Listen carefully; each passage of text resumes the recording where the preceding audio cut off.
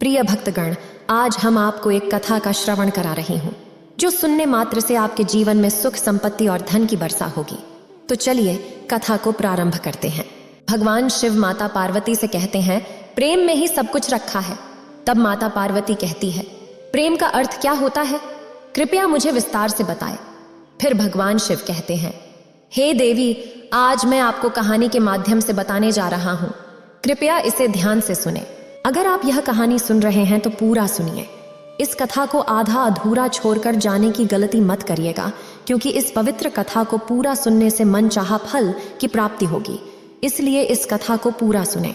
आप शिव भक्त हैं तो भोलेनाथ का अनादर ना करें। सोलापुर गांव में पाल नाम का एक ब्राह्मण रहता था, जो कि बहुत ही आलसी स्वभाव का था।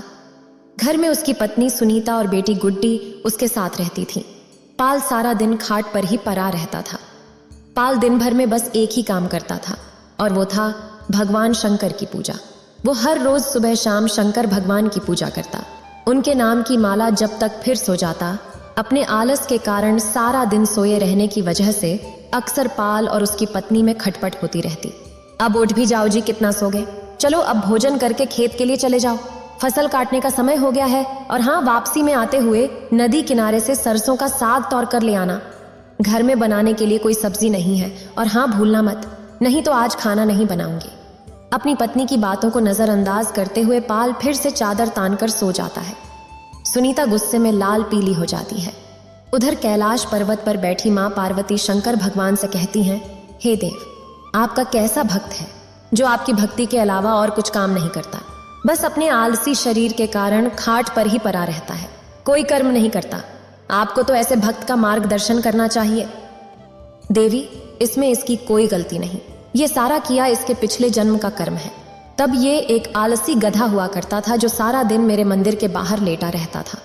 मंदिर में जब भी मेरे नाम का उच्चारण भक्तगण करते तो उसका स्रोत उसके कानों में गूंजता, और उसे नींद में भी मेरा ही नाम सुनाई देता। फिर एक रोज श्रवण मास में ये चल बसा, और फिर अगले चारों में। इसने मनुष्य रूप में जन्म लिया, लेकिन इसके पिछले जन्म के आलसी स्वभाव ने इसका पीछा नहीं छोड़ा। जब सही समय आएगा तब मैं इसे ज्ञान दूंगा।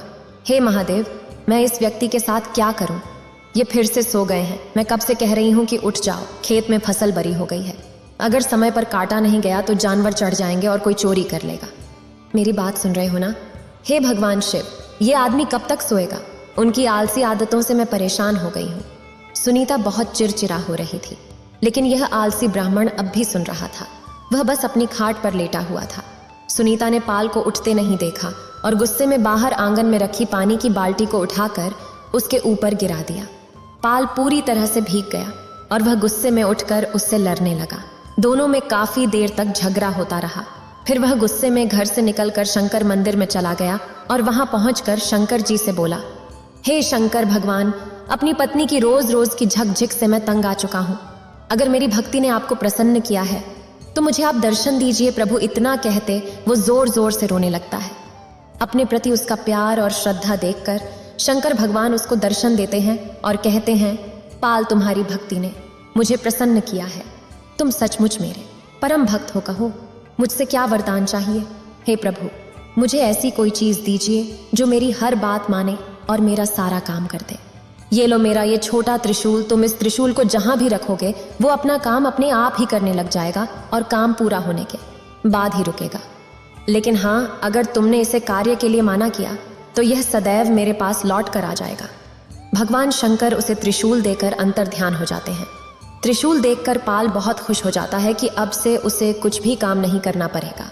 इसके बाद वह त्रिशूल लेकर घर पहुंचता है और अपनी पत्नी और बेटी को त्रिशूल के बारे में सब कुछ बताता है। अगले दिन सुबह ही पाल ने भगवान शंकर के नाम पर उस त्रिशूल का उपयोग शुरू कर दिया। वह जैसे ही त्रिशूल को घर के बीच में रखता है, सारे घर में खुद बदलाव हो जाता है। वह जो भी चीज पर त्रिशूल को रखता है वह अपने आप ही काम करने लग जाता है। खेतों में रख देता तो उसे कुछ करने की आवश्यकता नहीं होती। ऐसे ही कई दिन बीत जाते हैं। एक दिन जब सुनीता गुड्डी के साथ अपने मायके गई होती है तो पाल त्रिशूल को गैस के पास रखकर कहता है, मेरे लिए जल्दी से स्वादिष्ट सा भोजन तैयार कर दो। चूल्हे पर अपने आप कढ़ाई चढ़ जाती है और उसमें खुद ही तेल मसाले पड़ने लग जाते हैं। देखते ही देखते स्वादिष्ट पकवान बनकर तैयार हो जाते हैं, जिन्हें पाल बड़ी खुशी से खाता है। आहा हा हा, वाह वाह वाह वाह, मजा ही आ गया। वाह वाह वाह, क्या स्वाद है। रोज सुनीता के हाथों का भोजन करके मैं परेशान ही हो गया था। सच में कमाल का है, ये त्रिशूल खाना पकाता और पाल आराम से गहरी नींद में सो जाता है, और फिर जब अगली सुबह जागता है तो कुएं के पास जाकर उस त्रिशूल से कहता है, जल्दी से मेरे नहाने के लिए कुएं में से पानी निकालकर इस बाल्टी में भरा जाए। कुएं में से पानी निकालना हो, पौधों को पानी देना हो, साफ सफाई, कपड़े, बर्तन, सभी तरह के काम वो त्रिशूल पाल के कहते ही कर देता। पाल बगीचे में परी पाइप के पास जाता है और अपने त्रिशूल को उससे छुआते हुए कहता है, पाइप जल्दी से इस बगीचे में लगे पेड़ पौधों को अच्छे से पानी दे दो। पाइप अपने पौधों में पानी देने लग जाती है। फिर आलसी ब्राह्मण खुश होते हुए आराम से सोने चला जाता है, लेकिन सोने के कुछ देर बाद ही लाइट चली जाती है। फिर वो अपने त्रिशूल को हाथ पंखे पर रखते हुए कहता है, ए हाथ पंखे, जब तक लाइट नहीं आ जाती तुम मुझे इस पंखे से हवा करो। उसके ये कहते ही त्रिशूल उसे वायु करने लगता है। कुछ देर बाद जैसे ही प्रकाश आता है तो वो बंजर बंद हो जाता है। एक दिन पाल को बड़ी तेज भूख लग रही होती है। उसने खाली थाली अपने सामने रखी और जमीन पर बैठ गया। फिर त्रिशूल को थाली पर लगाकर कहने लगा, अब इसमें से जल्दी जल्दी स्वादिष्ट भोजन निकाल कर लेते आओ। कुछ ही देर में कई तरह के भोजन थाली में लग जाते। कितना अच्छा होता अगर मुझे अपने आप खाना खाना ना पड़े और खुद ही मेरे मुंह में सारा खाना चला जाए। ऐसा कहकर उसने त्रिशूल को अपनी प्लेट पर लगाया और कहने लगा, अच्छे अच्छे भोजन जल्दी से मेरे मुंह में आ जाए। उसके ऐसा कहते ही थाली में से तरह तरह के पकवान निकलकर उसके मुंह में जाने लगे और वो बड़े ही छटकारे लेकर उनको खाने लगा। पर यह मज़ा कुछ देर तक का ही था। कुछ ही देर में उसका पेट भर गया और वो खा नहीं पा रहा था, लेकिन भोजन थे जो कि उसके मुंह में लगातार जाती थी।